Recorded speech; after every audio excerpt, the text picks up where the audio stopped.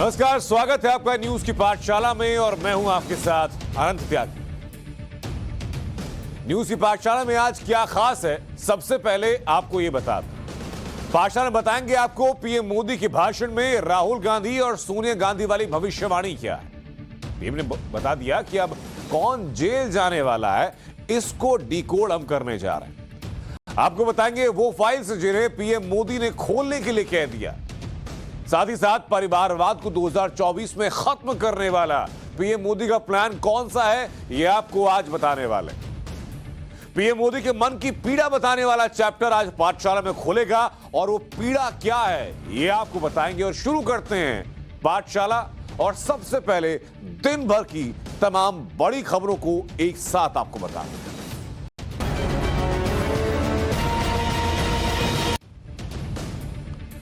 दरअसल लाल किले पर आज पहली बार मेड इन इंडिया यानी भारत में बनी तोप से तिरंगे को सलामी दी गई। इस तोप का नाम है ATAGS यानी advance towed artillery gun system howitzer. इसे भारत के defence research and development organisation यानी DRDO ने बनाया।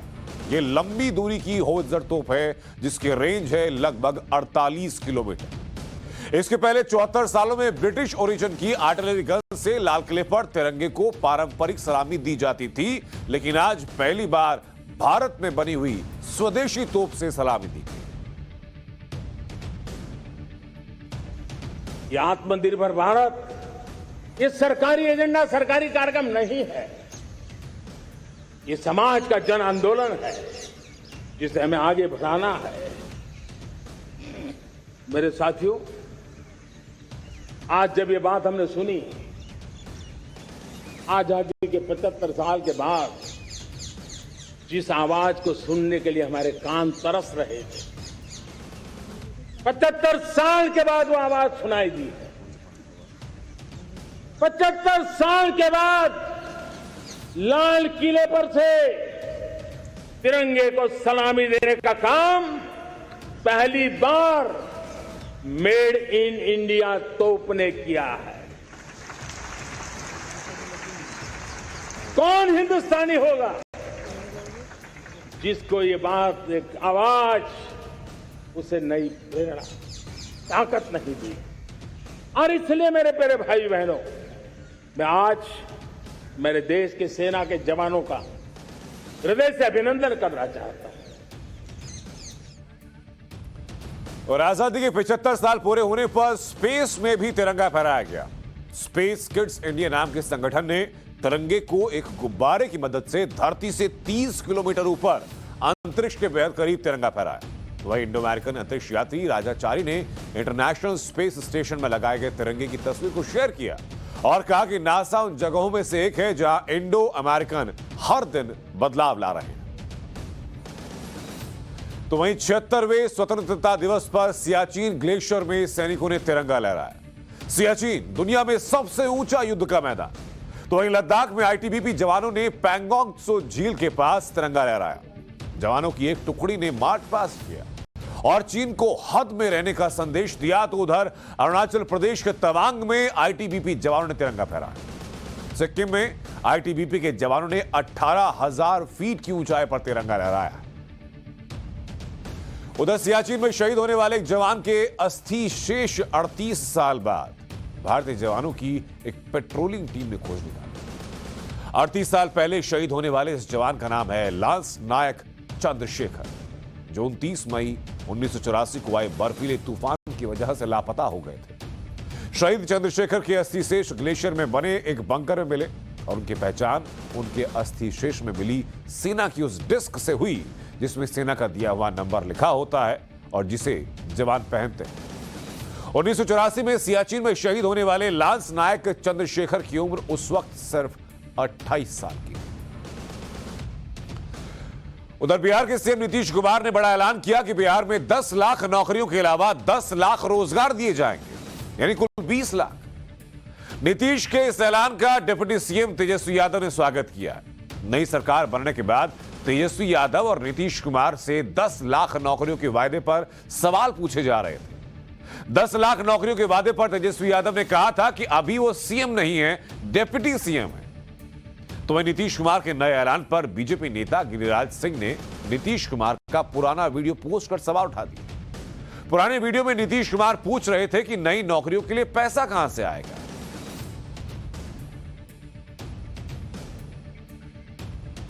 उधर बिहार में कल महागठबंधन सरकार का पहला मंत्रिमंडल विस्तार होने जा रहा है। नीतीश कुमार की नई सरकार में आरजेडी के 15 से 17 मंत्री और जेडीयू के कोटे से 10 से 12 मंत्री बन सकते हैं, यह खबर है। कांग्रेस कोटे से 2 मंत्री बनाए जा सकते हैं, जबकि जीतन राम मांझी की पार्टी के विधायक को 1 मंत्री बनाया जा सकता है। सीपीआई और सीपीएम कोटे से एक मंत्री बनाए जा सकते हैं। हालांकि लेफ्ट पार्टियों ने अभी तक सरकार में शामिल होने की सहमति नहीं दी।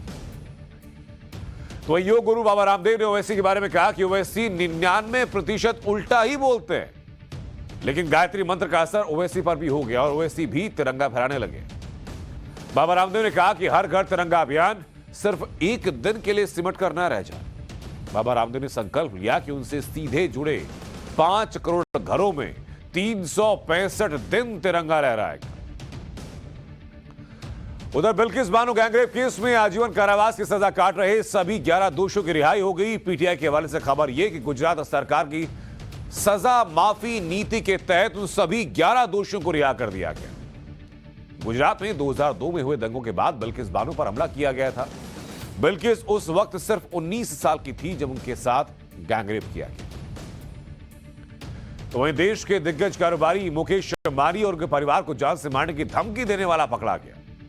मुंबई पुलिस ने दहीसर इलाके से 57 साल के संदिग्ध को हिरासत में लिया। दरअसल आज सुबह रिलायंस फाउंडेशन अस्पताल के सार्वजनिक लैंडलाइन फोन पर धमकी देने वाले 9 कॉल्स आए। इसकी शिकायत थाने में दर्ज की गई। शिकायत मिलते ही मुंबई पुलिस हरकत में आई और कुछ ही घंटे में संदिग्ध को पकड़ लिया। तो दिन भर के नियोजन के बाद अब पाठशाला की पहली कक्षा की तरफ रुख करते हैं और इसमें पीएम मोदी के 2024 वाले बड़े एजेंडे का चैप्टर खोलते हैं।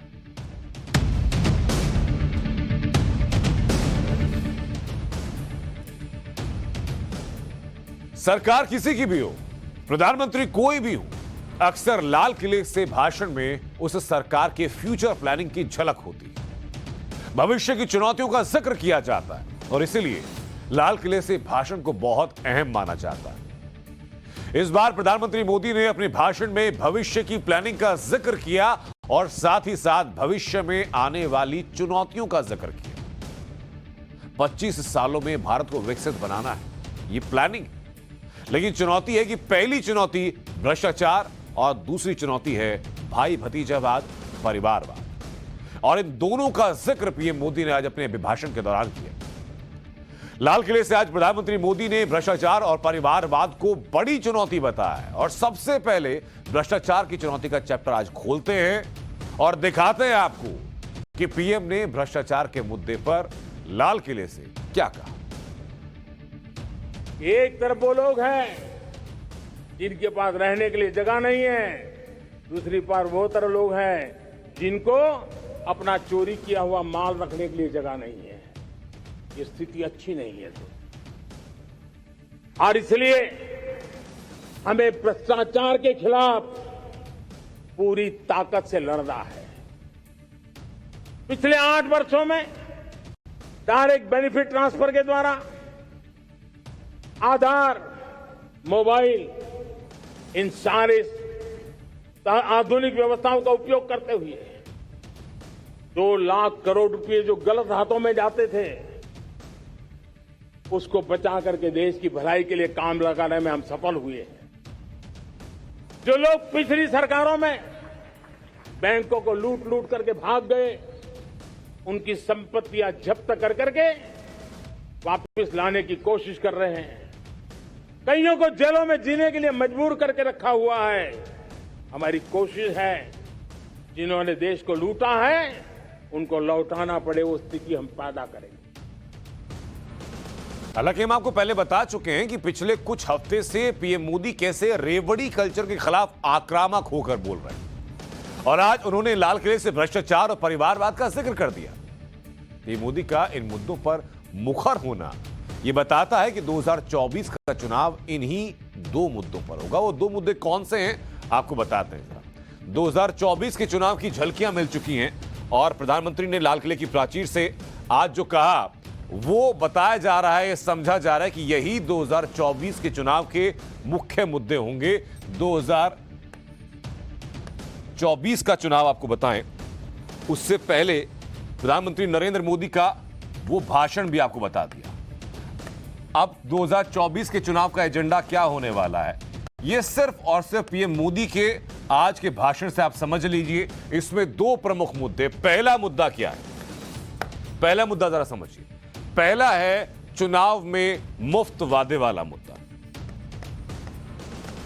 चुनाव में मुफ्त वादे यानी कि फ्री की रेवड़ियां, इस बारे में प्रधानमंत्री नरेंद्र मोदी मुखर होकर बोले भी हैं और मौजूदा वक्त में एक राज्य के मुख्यमंत्री और पार्टी के मुख्य संरक्षक जो हैं वो इसी मुफ्त के वायदे के बाद लगातार प्रेस कॉन्फ्रेंस करते गए थे। ये तो पहला मुद्दा रहा, लेकिन अब दूसरा मुद्दा कौन सा है जो अपने आप में बेहद अहम है। दूसरा मुद्दा है भ्रष्टाचार का और परिवारवाद का। हालांकि भारतीय राजनीति में परिवारवाद को लेकर के कोई बहस जो छिड़ी है वो कोई नई बहस नहीं है, लेकिन परिवारवाद का खत्म होना कितना जरूरी है ये वक्त वक्त पर सामने आता रहा और यही दो मुद्दे रहने वाले हैं जो 2024 के चुनाव की दशा और दिशा दोनों निर्धारित करने जा रहे हैं। लाल किले से प्रधानमंत्री मोदी ने भ्रष्टाचार और परिवारवाद का जिक्र क्यों किया, उसके लिए आपको हाल ही में हुई कुछ घटनाओं पर नजर डालनी हो। पहला, national Herald case. National Herald case में सोनिया गांधी और राहुल गांधी से पूछताछ होती है। दूसरा, ममता बनर्जी के करीबी और बंगाल के पूर्व मंत्री पार्थ चटर्जी। भ्रष्टाचार के गंभीर आरोप लगे न सिर्फ पार्थ चटर्जी पर बल्कि उनकी करीबी पर भी। और पार्थ चटर्जी के करीबी के घर से करोड़ों रुपए कैश बरामद हुआ। वो तस्वीरें आपको पाठशाला में ही हम लोगों ने दिखाई भी थी, जो रुपयों का एक पहाड़ बना हुआ था। तीसरा, महाराष्ट्र में शिवसेना में नंबर 2 कहे जाने वाले संजय राउत पर भी भ्रष्टाचार के गंभीर आरोप लगे। चौथा, बिहार में भ्रष्टाचार के आरोपों में घिरे तेजस्वी यादव डिप्टी सीएम बन चुके। परिवारवाद और भ्रष्टाचार के स्ट्रॉन्ग कनेक्शन के ऐसे कई उदाहरण हैं। इस कनेक्शन का जिक्र पीएम मोदी ने भी किया है। दुर्भाग्य से राजनीतिक क्षेत्र की उस बुराई ने हिंदुस्तान की हर संस्थाओं में परिवारवाद को पोषित कर दिया है। परिवारवाद हमारी अनेक संस्थाओं को अपने में लपेटे हुए है और इसके कारण मेरे देश की टैलेंट को नुकसान होता है, मेरे देश के सामर्थ्य को नुकसान होता है। जिनके पास अवसर की संभावनाएं हैं वो परिवारवाद, भाई भतीजे के बाद बाहर रह जाता है। भ्रष्टाचार का भी कारण ये भी एक बन जाता है ताकि उसका कोई भाई भतीजे के कार्य आसरा नहीं है तो लगता है चलो भाई कहीं से खरीद करके जगह बना लो। इस परिवारवाद से, भाई भतीजावाद से हमें हर संस्थाओं में एक नफरत पैदा करनी पड़ी होगी, जागरूकता पैदा करनी होगी, तब हम हमारी संस्थाओं को बचा पाएंगे। तो पीएम की आज की स्पीच से साफ है कि भ्रष्टाचार पर पीएम मोदी का एक्शन और तेज होने वाला है। पीएम की आज की स्पीच से भ्रष्टाचार के मामलों को लेकर के नए एक्शन का अंदाजा लगाया जा सकता है। जैसे एक्शन क्या हो सकता है, राहुल गांधी और Sonia Gandhi national Herald case में पूछताछ उनसे हो चुकी है। अब सवाल क्या कि क्या दोनों जेल जाएंगे क्या? ममता बनर्जी के 2 करीबियों पर एक्शन हो रहा है, पार्थ चटर्जी और अनुव्रत मंडल। सवाल ये कि ममता के कितने और करीबियों का नंबर अभी आने वाला है। ममता बनर्जी के भतीजे अभिषेक बनर्जी, कोयला घोटाले में पूछताछ हो चुकी है अभिषेक बनर्जी से। अब इस संदर्भ में सवाल ये, क्या अभिषेक बनर्जी का जेल जाने का नंबर आने वाला है क्या? महाराष्ट्र में 3 नेता जेल में हैं, संजय राउत, नवाब मलिक और अनिल देशमुख। सवाल ये कि महाराष्ट्र में अब अगला नंबर किसका होगा? दिल्ली में मंत्री सत्येंद्र जैन मनी लॉन्ड्रिंग के आरोप में जेल में है। आबकारी नीति की सीबीआई जांच चल रही है और आबकारी नीति की जो सीबीआई जांच चल रही है उसी बिना पर सवाल ये कि क्या मनीष सिसोदिया का नंबर आने वाला है क्या?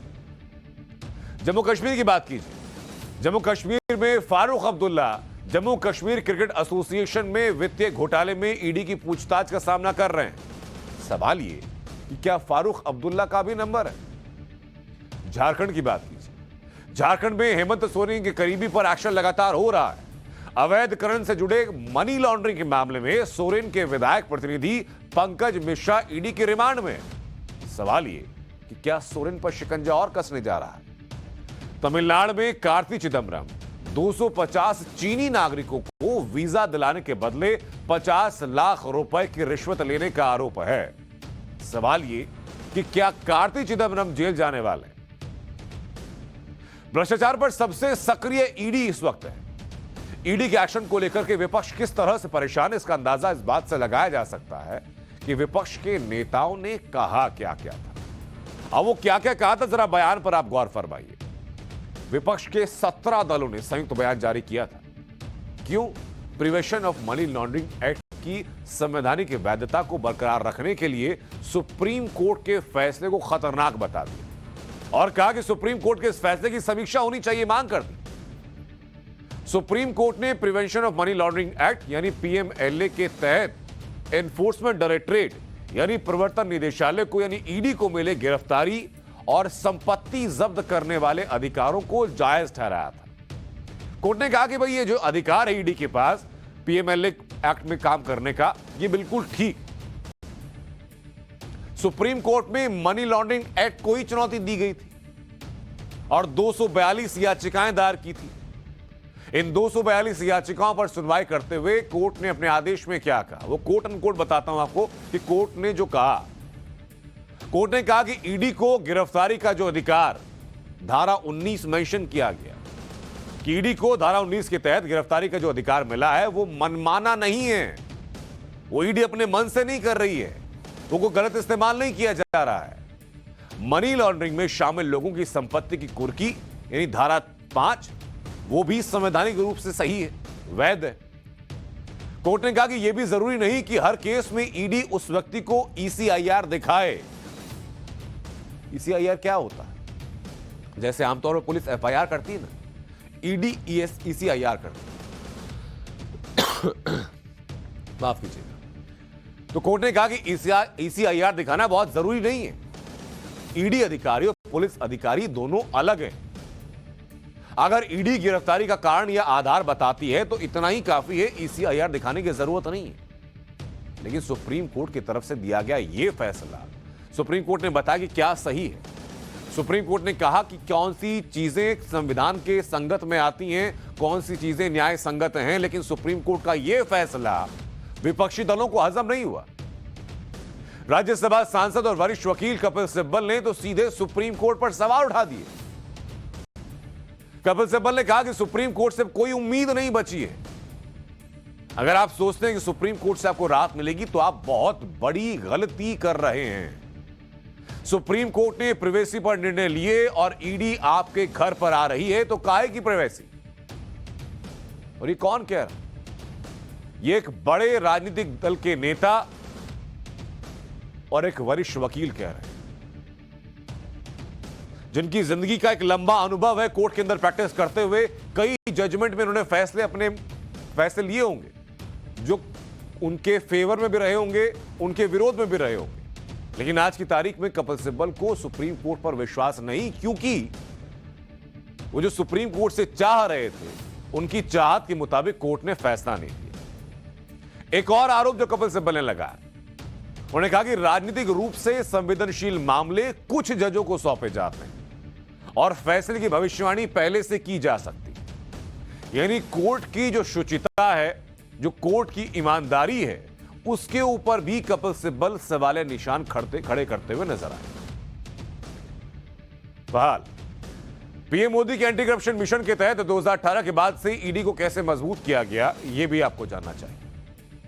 नवंबर 2018 से 1984 बैच के इंडियन रेवेन्यू सर्विस ऑफिसर यानी आईआरएस ऑफिसर संजय कुमार मिश्रा को ईडी का डायरेक्टर बनाया गया।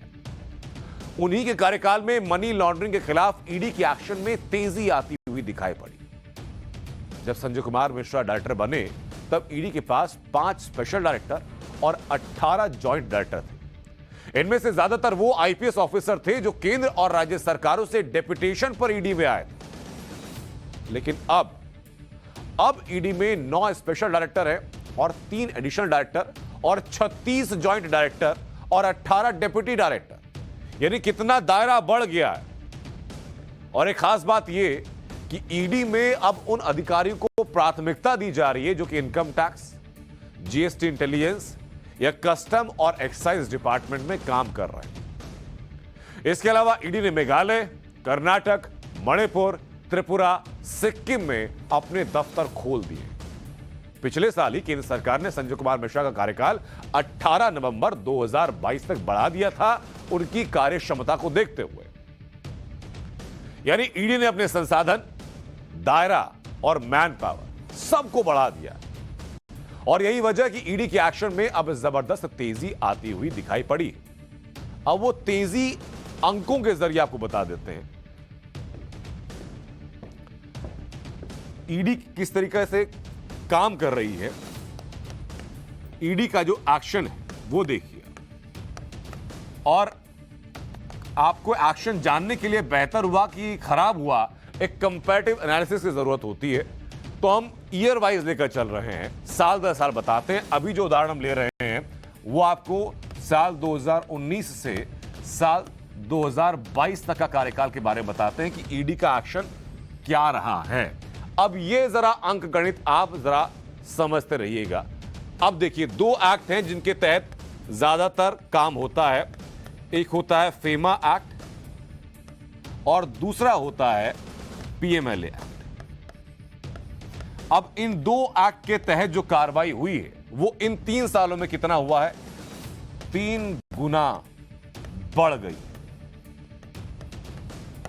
बढ़ने के पीछे की वजह भी आपको बताया किस तरीके से ईडी ने अपने संसाधनों को बढ़ाया, अपने मैन पावर को बढ़ाया, जगह जगह अपने ऑफिसेस खोले। लेकिन मोदी सरकार के पहले कार्यकाल के 3 साल में, यानी 2014 से 2017 तक, ये तो 19 से आपको 22 तक हुई।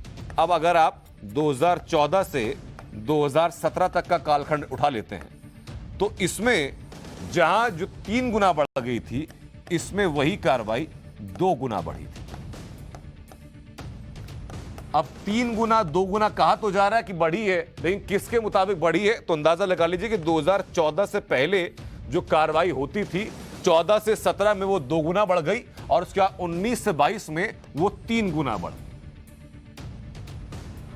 ये दोनों चीजें, फॉरेन एक्सचेंज मैनेजमेंट एक्ट और prevention of money laundering act, इन दोनों में जो कार्रवाई हुई है वो ईडी के ही बूते हुई है और दोनों की कार्रवाई बढ़ी है 2014 से लेकर 2022 के पूरे कालखंड। लेकिन भ्रष्टाचार के खिलाफ पीएम मोदी लगातार एक्शन ले रहे हैं।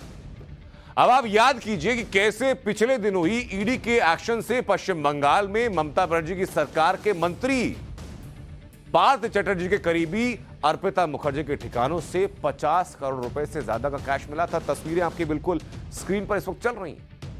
इन तस्वीरों को देखकर आपको पूरा वाकया याद आ गया होगा कि कैसे कई दिनों तक छापेमारी हुई थी, कैसे एक लंबा वक्त लगा था, कई सारी मशीनों को, नोटों को गिनने के लिए, और नोटों का पहाड़ मिला था, और एक जगह नहीं कई जगहों से मिला। इसी तरह से महाराष्ट्र के जालना में इनकम टैक्स के छापे में कुछ कारोबारियों के ठिकाने से 58 करोड़ रुपए का कैश मिला था और 390 करोड़ से ज्यादा की बेनामी संपत्ति का पता चला था। इस छापे में इतना कैश मिला कि कर्मचारी नोटों को गिनते गिनते बीमार पड़ गए थे। और ये कोई अतिशयोक्ति नहीं है, ये ऑफिशियल इंफॉर्मेशन दी गई एजेंसी की तरफ से कि इतना पैसा था, इतनी मेहनत करनी पड़ी मशीनों से उस पैसे को गिनने के लिए कि जो कर्मचारी वो पैसा गिन रहे थे वो बीमार तक पड़ गए। एक तरफ भ्रष्टाचार और दूसरी तरफ परिवारवाद। पीएम मोदी ने दोनों चुनौतियों का जिक्र किया है। परिवारवाद को लेकर पीएम लगातार आक्रामक रहे हैं। आपको सुनाते हैं सबसे पहले कि आज लाल किले से पीएम मोदी ने परिवारवाद पर क्या कहा। और जब मैं भाई भतीजावाद, परिवारवाद की बात करता हूं तो लोगों को लगता है मैं सिर्फ राजनीतिक क्षेत्र की बात करता हूं। जी नहीं, दुर्भाग्य से राजनीतिक क्षेत्र की उस बुराई ने हिंदुस्तान की हर संस्थाओं में परिवारवाद को पोषित कर दिया है। परिवारवाद हमारी अनेक संस्थाओं को अपने में लपेटे हुए है और उसके कारण मेरे देश की टैलेंट को नुकसान होता है, मेरे देश के सामर्थ्य को नुकसान होता है। कुछ लोग कहते हैं कि जब पीएम परिवारवाद की बात करते हैं तो वो बीजेपी के अंदर का परिवारवाद क्यों नहीं देखते। आज इसका जवाब भी आपको हम बताने जा रहे हैं। भ्रष्टाचार और परिवारवाद के खिलाफ प्रधानमंत्री मोदी की जंग सिर्फ जुबानी जमा खर्च नहीं है। इन दोनों मुद्दों पर वो इतने सजग रहते हैं कि बीजेपी की अंदरूनी बैठकों में इसके खिलाफ बोलते हैं और कई बार पार्टी के नेताओं की नाराजगी झेलकर भी इन मुद्दों से समझौता नहीं करते। इसी साल पंजाब, उत्तर प्रदेश समेत 5 राज्यों में चुनाव हुए। चुनाव के बाद बीजेपी संसदीय बोर्ड की मीटिंग हुई। बैठक में पीएम मोदी ने खुलकर यह बात कही कि परिवारवाद को बीजेपी में नहीं स्वीकार किया जा सकता। पीएम मोदी ने चुनाव में पार्टी नेताओं के परिवार के लोगों को टिकट न मिलने पर टिप्पणी की और कहा कि अगर विधानसभा चुनाव में आपके बच्चों के टिकट कटे हैं तो उसकी वजह मैं हूं। जिम्मेदारी लेते हुए कहा उन्होंने। पीएम मोदी ने कहा कि उनके हिसाब से वंशवाद लोकतंत्र के लिए सबसे बड़ा खतरा है। परिवारवाद से जातिवाद को बढ़ावा मिलता। और आपको उदाहरण भी याद होगा, उत्तराखंड के एक बड़े राजनेता थे जो चाहते थे कि उनके परिवार के कुछ और लोगों को टिकट मिले। उत्तराखंड से लेकर दिल्ली तक दौड़ लगाते रह गए, लेकिन उनको खुद भी टिकट नसीब नहीं हो पाया इसी जिद की वजह से कि वो परिवारवाद को बढ़ावा देना चाहते हैं। पार्टी में पारिवारिक राजनीति की इजाजत नहीं दी जाएगी, पीएम मोदी ने साफ किया उसी मीटिंग में। दूसरी पार्टियों की वंशवाद की राजनीति के खिलाफ लड़ाई लड़ी जाएगी। नेताओं के परिवार से जुड़े लोगों के टिकट कटने की जिम्मेदारी पीएम मोदी ने इसलिए ली क्योंकि चुनाव में कई नेताओं के परिवार को टिकट नहीं मिली थी। अब वो नेताओं के नाम के साथ आपको बता दें। सांसद रीता बहुगुणा जोशी, अपने बेटे मयंक जोशी को लखनऊ से टिकट उनको नहीं मिला, कोशिश जारी रही थी। गोवा में बीजेपी ने पूर्व सीएम मनोहर पर्रिकर के बेटे उत्पल पर्रिकर को टिकट नहीं दिया था। ये मोदी जिस परिवारवाद का जिक्र करते हैं उस परिवारवाद का मतलब क्या होता है, यह बात भी कुछ महीने पहले पीएम ने बताई थी। उसको एक बार फिर सुनना जरूरी है।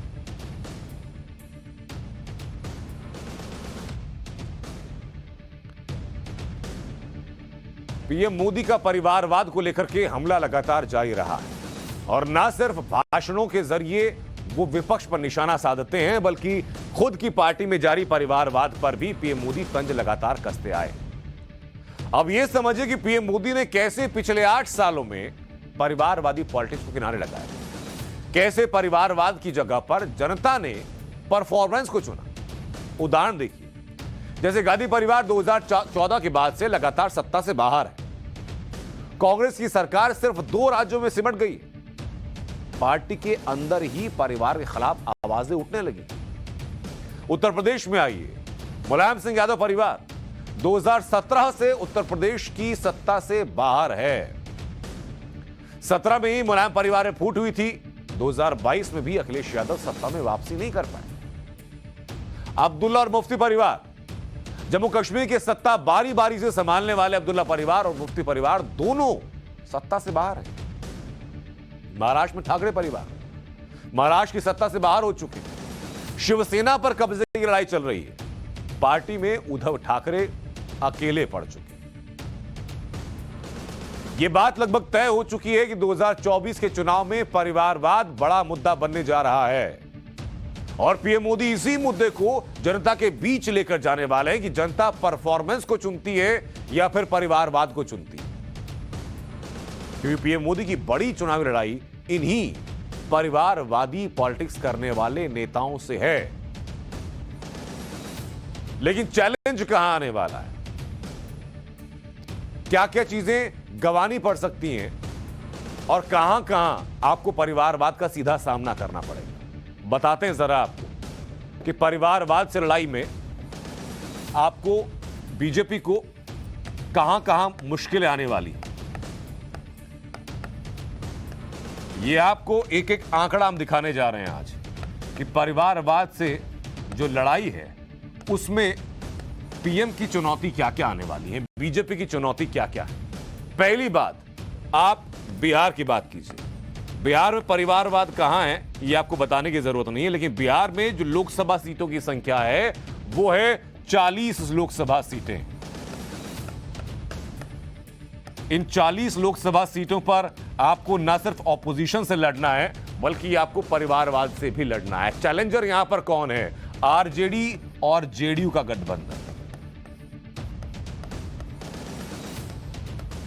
आरजेडी के नाम से आप समझ जाइए कि परिवारवाद की क्या इंतहा है वहां पर। बराबर के राज्य में चलते हैं, झारखंड की बात करते हैं।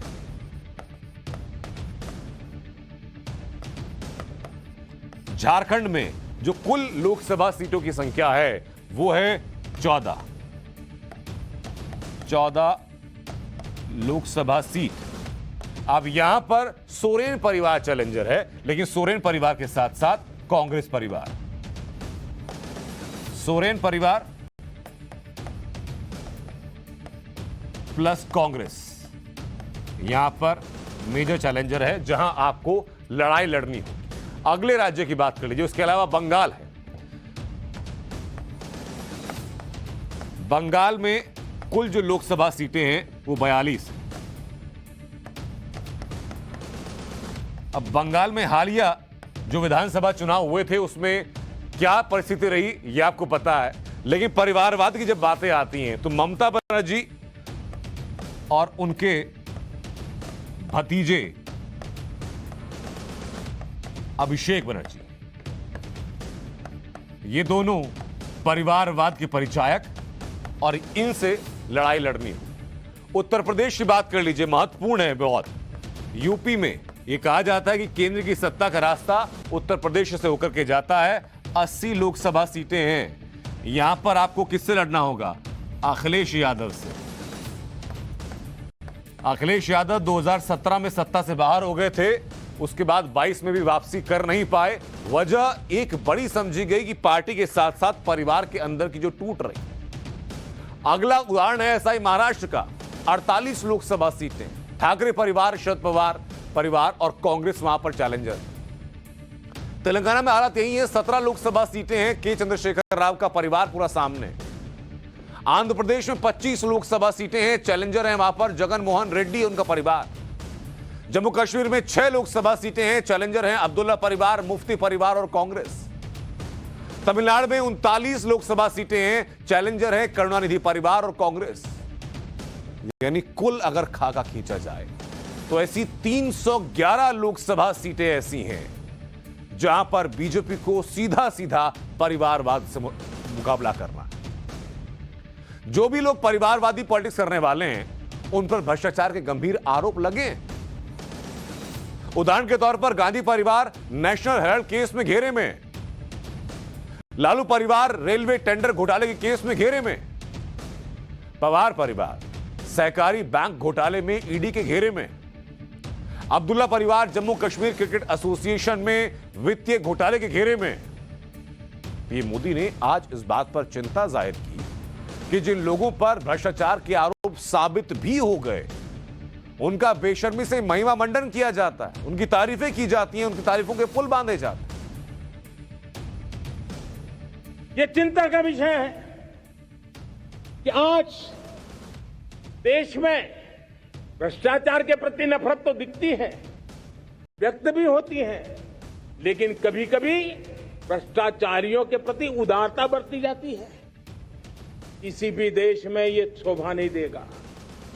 तो कई लोग तो इतनी बेशर्मी तक चले जाते हैं कि कोर्ट में सजा हो चुकी हो, भ्रष्टाचारी सिद्ध हो चुका हो, जेल जाना तय हो चुका हो, जेल गुजार रहे हो, उसके बावजूद भी उनका महिमा मंडन करने में लगे रहते हैं, उनकी शान शौकत में लगे रहते हैं, उनकी प्रतिष्ठा बनाने में लगे रहते हैं।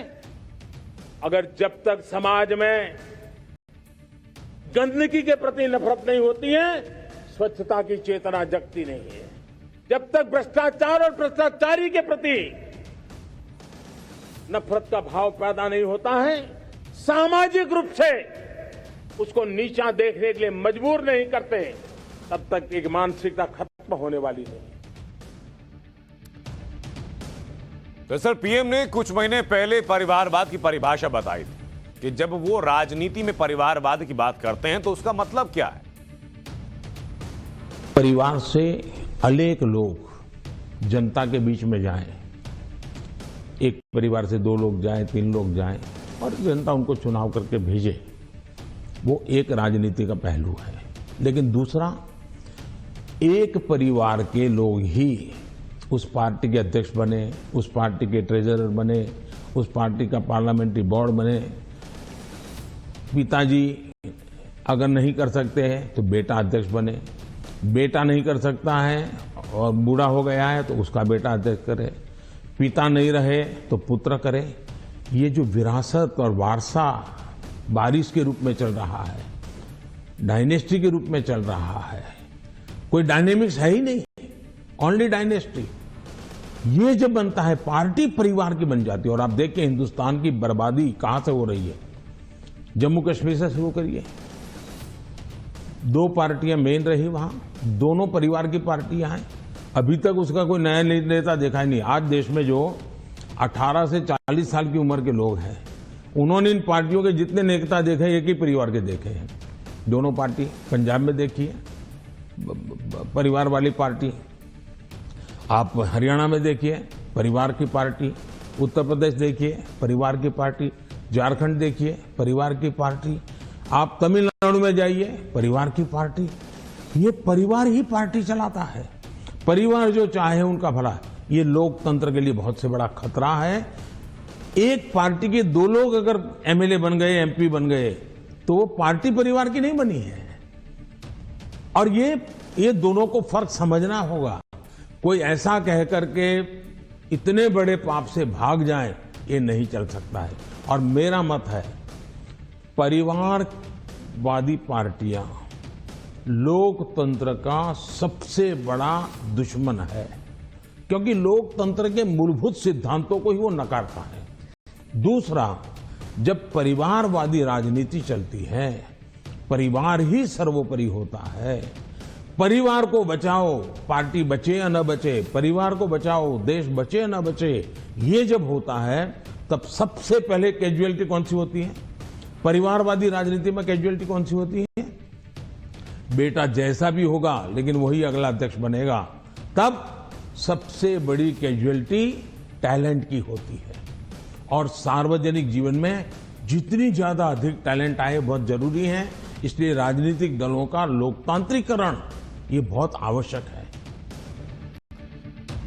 आज पीएम मोदी जो भी कह रहे थे वो सीधा दिल से कह रहे थे। उनके सामने कोई टेलीप्रॉम्प्टर नहीं था, उनके सामने कोई स्क्रिप्ट नहीं थी, और इसीलिए उनकी एक एक बात दिल से निकल रही थी, और इसीलिए उनकी एक एक बात के मायने बहुत गहरे हैं। अब पाठशाला में पीएम मोदी की मन की पीड़ा बताने वाला चैप्टर।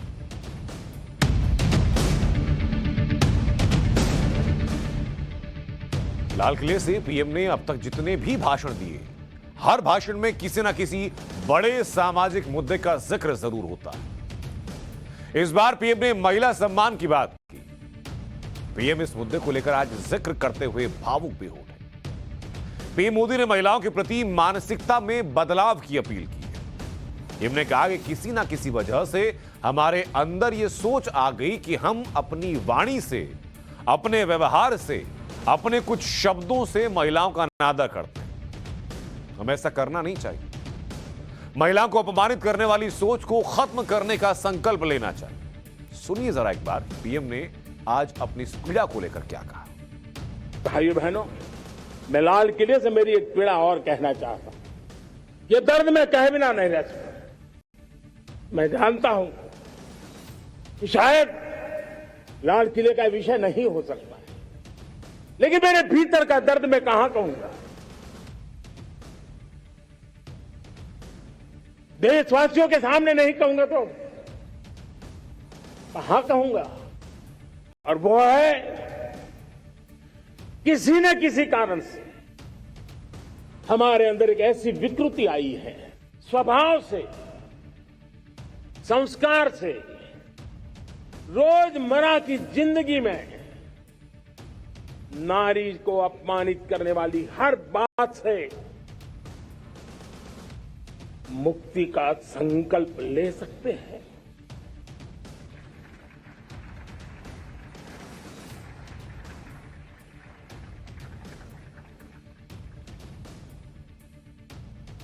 नारी का गौरव राष्ट्र के सपने पूरे करने में बहुत बड़ी पूंजी बनने वाला है। ये सामर्थ्य मैं देख रहा हूं और इसलिए मैं इस बात का आग्रही हूं। पीएम मोदी लाल किले से अपने भाषण में हमेशा से सामाजिक मुद्दों को उठाते रहे। 2014 में लाल किले से अपने पहले भाषण में पीएम मोदी ने बेटियों को सामाजिक बंधन से मुक्त करने की अपील की थी। पीएम ने कहा था कि बेटियों के घर से बाहर निकलने पर टोकने वाले मां बाप बेटों से सवाल करें, क्या वो जितने बंधन बेटियों पर डालते हैं बेटों पर डाल सकते हैं क्या? 2014 में ही लाल किले से पीएम मोदी ने स्वच्छता पर जोर दिया था और बाद में केंद्र सरकार ने स्वच्छ भारत अभियान भी चलाया, जिसकी वजह से 2019 में भारत के 99% गांव खुले में शौच मुक्त हो चुके हैं। 2015 में पीएम मोदी ने बेटी बचाओ बेटी पढ़ाओ का नारा दिया। इस अभियान का फायदा यह कि 2015 में 1000 लड़कों में देश में 918 लड़कियां थीं, जो 2019-2020 में बढ़कर 934 हो गई। 2018 में पीएम मोदी लाल किले से 3 तलाक से परेशान मुस्लिम महिलाओं का उन्होंने जिक्र किया, जिसके बाद 2019 में 3 तलाक के खिलाफ कानून बनाया गया। 2020 में लाल किले से पीएम मोदी ने महिलाओं को सैनिटरी पैड्स उपलब्ध करवाने की बात कही। लाल किले से ही पीएम मोदी ने यह भी बताया कि उनकी सरकार 5 करोड़ महिलाओं को 1 रुपए में सैनिटरी पैड्स उपलब्ध करा चुकी है। 2020 में पीएम मोदी ने कम उम्र में महिलाओं की शादी का मुद्दा उठाया, जिसके बाद मोदी सरकार ने महिलाओं की शादी की उम्र 21 साल करने का विधेयक संसद में पेश किया, जिस पर संसदीय समिति विचार कर रही है। लाल किले की प्राचीर से पीएम मोदी ने सिर्फ महिलाओं से जुड़े मुद्दे नहीं उठाए, बल्कि महिलाओं के योगदान की भी तारीफ की। पीएम ने कहा कि आने वाले 25 सालों में जब भारत विकसित राष्ट्र बनेगा तो महिलाएं हर क्षेत्र में आगे होंगी। सुनिए जरा। आज अदालत के अंदर देखिए, हमारी वकील के क्षेत्र में काम करने वाले हमारी नारी शक्ति किस ताकत के साथ नजर आ रही है। आप ग्रामीण क्षेत्र में जनप्रतिनिधि के रूप में देखिए, हमारी नारी शक्ति किस मिजाज से, समर्पित भाव से अपनी गांवों की समस्याओं को सुलझाने में लगी हुई है। आज ज्ञान का क्षेत्र देख लीजिए, विज्ञान का क्षेत्र देख लीजिए, हमारे देश की नारी शक्ति सिरमौर नजर आ रही है। आज हम पुलिस में देखें, हमारी नारी शक्ति लोगों की सुरक्षा की जिम्मेवारी उठा रही है। हम जीवन के हर क्षेत्र में देखें, खेलकूद का मैदान देखें या युद्ध की भूमि देखें, भारत की नारी शक्ति एक नए सामर्थ्य, नए विश्वास के साथ आगे आ रही है। मैं इसको भारत की 75 साल की जो यात्रा में जो योगदान है, उसमें अब कई गुना योगदान आने वाले 25 साल में मैं मेरी नारी शक्ति का देख रहा हूं, मेरी माताओं बहनों का, मेरी बेटियों का देख रहा हूं। लाल किले से पीएम मोदी ने सिर्फ महिलाओं की बात नहीं की, बल्कि पिछले 8 सालों में उनकी सरकार की योजनाओं से महिला को फायदे बहुत हुए हैं, वो भी गिना। अब वो योजनाएं क्या क्या थी और कैसे बुनियादी जरूरतों को उन योजनाएं के द्वारा पूरा किया गया, महिला शक्ति को और सुदृढ़ करने के लिए, ये जरा आप देखिए कि महिलाओं के लिए जो केंद्र की योजनाएं रही, उन योजनाओं से कितने फायदे मिले और उन योजनाओं ने कैसे महिलाओं के जीवन में आमूलचूल परिवर्तन लाया, इसकी एक एक बानगी आपको हम बताने जा रहे हैं। वो क्या क्या प्रमुख योजनाएं थी।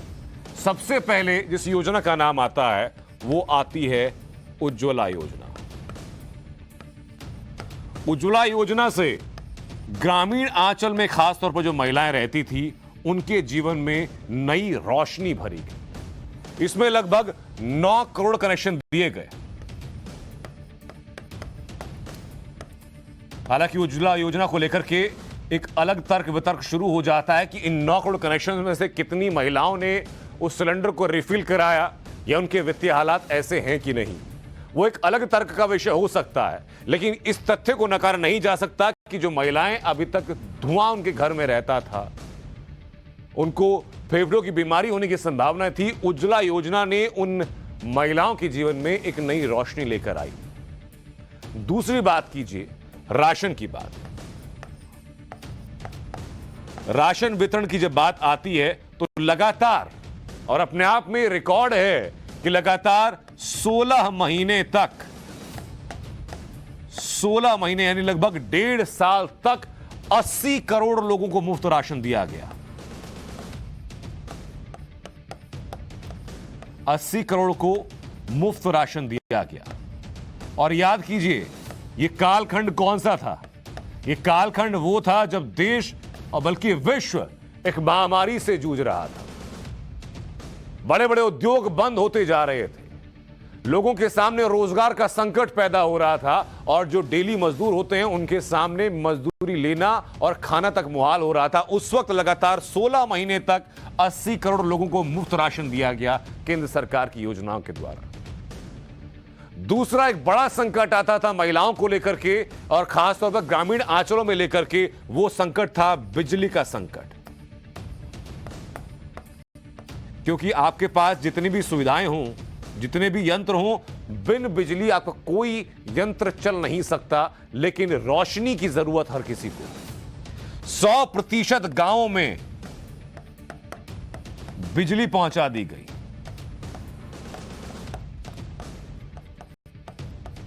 शाम ढलते ही गांव में जहां अंधकार छल जाता था, या लालटेन लैंप या केरोसिन की जो बोतल में डिबिया जलाई जाती थी, अब उन सब की जरूरत खत्म कर दी गई, बिजली पहुंचा दी गई। महिलाओं की अस्मिता से जुड़ा हुआ एक और बड़ा कदम उठाया गया, वो है शौचालय को लेकर के। पीएम मोदी ने इस बात को लेकर भी अपना दर्द जाहिर किया था कि महिलाओं को, माताओं को, बहनों को सुबह सुबह खुले में शौचालय जाना पड़ता है, क्योंकि बहुत सेफ भी नहीं। गांव में 11 करोड़ से ज्यादा शौचालय बनाए गए इसी केंद्र की योजनाओं से।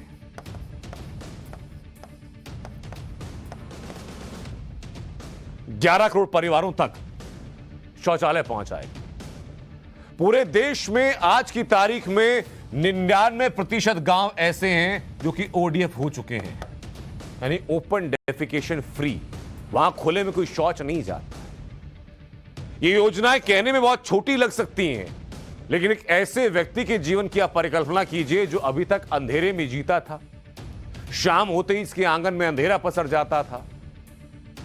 खाना बनाने के लिए जिसको लकड़ियां इकट्ठी करनी पड़ती थी, लकड़ियां इकट्ठा करने के बाद बनाना क्या है उसके लिए उसको सोचना पड़ता था कि सुबह का राशन हुआ तो शाम को घर में क्या बनेगा। और सुबह अंधेरे में खुले स्थान पर शौचालय जाना होता था।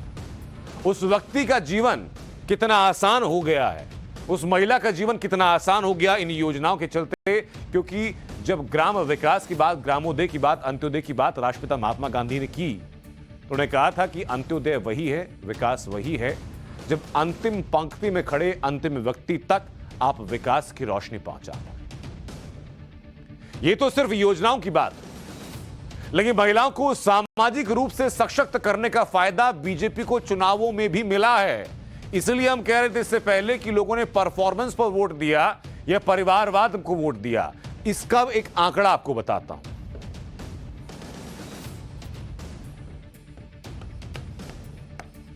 परफॉर्मेंस की बात हो रही है या परिवारवाद की बात हो रही है। अब लोग क्या जानते हैं, लोग क्या समझते हैं, इस बात को हम आंकड़ों से बता देते हैं कि लोगों का मानना क्या है। देश में महिलाओं की आबादी कितनी है? देश में महिला आबादी, और महिला आबादी हम क्यों कह रहे हैं कि अब तक जो योजनाएं आपको गिनाई वो महिलाओं की सुविधा को, उनकी जरूरतों को ध्यान में रखते हुए की गई थी पिछली जितनी योजनाएं थी। जो कुल महिलाओं की आबादी है वो 66 करोड़ से थोड़ा ज्यादा है। लगभग आप मानकर चलिए कि लगभग 66 करोड़ है देश में महिलाओं की आबादी। 2019 के चुनाव की बात कीजिए, ये पहला पैमाना।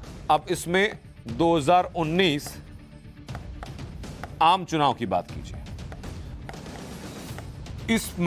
इस चुनाव में, सिर्फ इस चुनाव में 46% महिलाओं ने बीजेपी को वोट दिया, भारतीय जनता पार्टी को वोट दिया। उत्तर प्रदेश की बात कीजिए, जो आबादी के लिहाज से सबसे बड़ा प्रदेश है, दूसरा पैमाना कीजिए आप। उत्तर प्रदेश में महिलाएं कितनी हैं, और ये देखिए वो आंकड़े हैं जिनको आप फैब्रिकेट नहीं कर सकते, अपने मन से बना नहीं सकते, आप बिगाड़ नहीं सकते। ये हर आंकड़ा आपको हर जगह मिल जाएगा। उत्तर प्रदेश में 10 करोड़ से ज्यादा महिलाएं हैं, लगभग। इसके सामने मैं लिख देता हूं। अब यहां का आंकड़ा दिलचस्प हो जाता है। हालिया जो विधानसभा चुनाव हुआ 2022 में, 2022 के चुनाव में महिलाओं ने जो वोट दिया वो लगभग 48% दिया सिर्फ बीजेपी को। भरोसे का प्रतिशत आप देख रहे हैं। इसलिए हम कहते हैं कि परफॉर्मेंस या परिवारवाद क्या लोगों के लिए ज्यादा महत्वपूर्ण है। लोग अपने मताधिकार का इस्तेमाल करते हुए खुद बता रहे हैं, और इसलिए पीएम मोदी भी कहते हैं कि परफॉर्मेंस की जरूरत है, परिवारवाद की नहीं। परिवारवाद खत्म होगा तो भ्रष्टाचार का एक बड़ा अंश अपने आप खत्म हो जाएगा। पीएम मोदी ने लाल किले से देश की 75 साल की उपलब्धियों पर तो गर्व किया ही, लेकिन अगले 25 साल का टारगेट भी सेट कर दिया। पीएम ने कहा कि 2047 तक भारत को विकसित देश बनाना है। इसके लिए हमें 5 प्रण लेने की जरूरत है। पहला, उन्होंने देशवासियों से पहला प्रण भारत को विकसित देश बनाने का लेने के लिए कहा, और कहा कि अब देश को बड़े संकल्प के साथ आगे बढ़ना होगा, और बड़ा संकल्प है विकसित भारत, और उससे कुछ भी कम नहीं होना चाहिए। दूसरा प्रण, हमारे मन के भीतर गुलामी का एक भी अंश नहीं होना चाहिए। तीसरा प्रण यह कि उन्होंने विरासत पर गर्व करने के लिए कहा है। जो गौरवशाली इतिहास भारत का रहा है उस पर आप गर्व कीजिए। चौथा प्रण एकता और एकजुटता का, और पांचवा प्रण है नागरिकों से अपने कर्तव्यों को पूरा करने के लिए कहा। उन्होंने कहा कि इसमें प्रधानमंत्री भी बाहर नहीं है, राष्ट्रपति भी बाहर नहीं है, कोई भी व्यक्ति हो जो इस देश का नागरिक है, उनको इस पांचों प्रण का पालन करना होगा। सुनिए जरा। जब मैं पंच प्राण की बात करता तो पहला प्राण, अब देश बड़े संकल्प लेकर के ही चलेगा।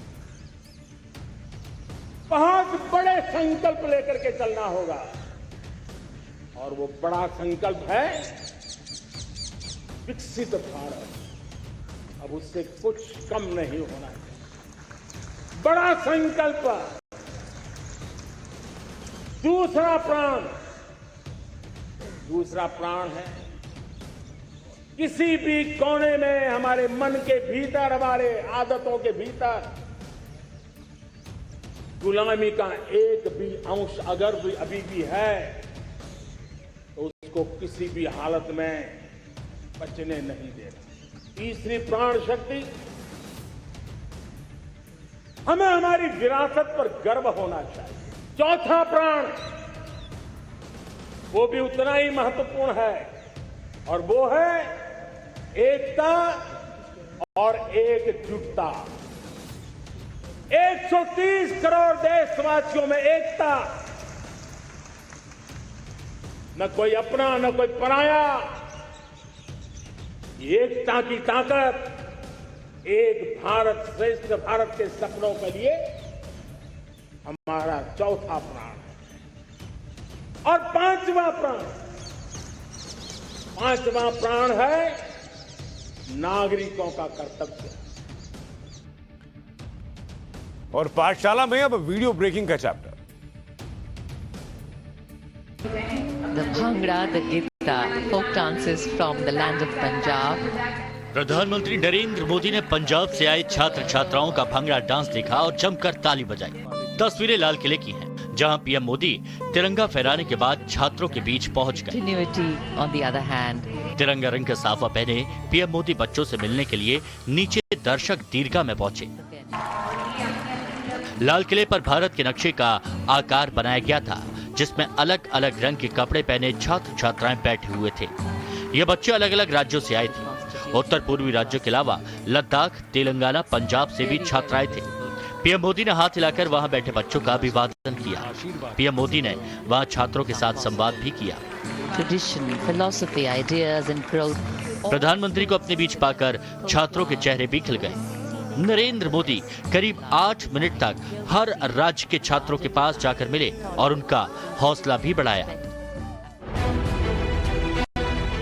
आसपास बर्फ की ऊंची ऊंची चोटियां और सफेद रंग के कपड़ों में तिरंगा लहराते जवान। समुद्र तल से करीब 20,000 फीट की ऊंचाई पर स्वतंत्रता दिवस का जश्न मनाया गया। आजादी के अमृत महोत्सव पर दुनिया के सबसे ऊंचे युद्ध क्षेत्र में भारतीय सेना के जवानों ने तिरंगा लहराया। सियाचिन ग्लेशियर में पाकिस्तान से सीमा लगती है। लद्दाख के सियाचिन में तापमान 5 डिग्री सेल्सियस से भी कम है और वहां ग्लेशियर पर 12 महीने बर्फ जमी रहती है और सर्दियों में यहां का तापमान 0 से 50 डिग्री नीचे तक पहुंच जाता है। इस कठिन हालात में देश की सरहद की सुरक्षा करना सबसे बड़ी चुनौती है। इसी चुनौती का सामना करते हुए सेना के जवान 24 घंटे और 7 दिन यहां तैनात रहते हैं। स्वतंत्रता दिवस के मौके पर सियाचिन से तिरंगा फहराने की ये तस्वीर हर हिंदुस्तानी के लिए किसी गर्व से कम नहीं है।